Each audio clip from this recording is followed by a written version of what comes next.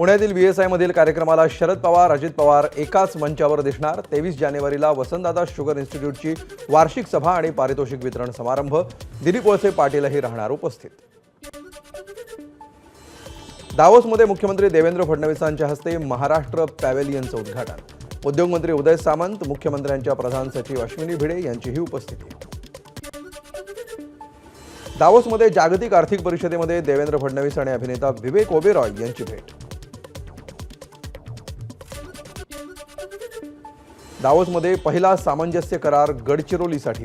गडचिरोलीमध्ये Kalyani समूहाशी steel आणि संरक्षण क्षेत्रात करार।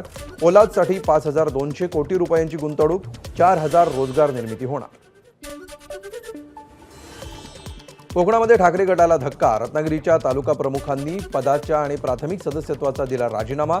राजीनाम्यानंतर प्रदीप साळवी, एकनाथ शिंदे यांच्या शिवसेनेत प्रवेश करणार असल्याची चर्चा।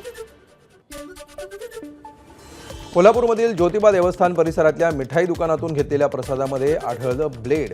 संबंधित दुकानदारावर कारवाईची मागणी। कर्तव्य पथावर फ्लाय पास्टची तालीम। 76व्या प्रजासत्ताक दिनापूर्वी कर्तव्य पथावर तालीम।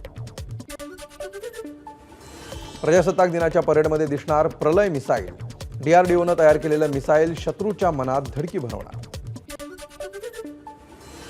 कंगना रनौतच्या इमर्जन्सी चित्रपटाविरोधात लंडनमध्ये मास्क घातलेल्या खलिस्तान्यांचं आंदोलन। हॅरो वोय सिनेमागृहाबाहेर झालं आंदोलन।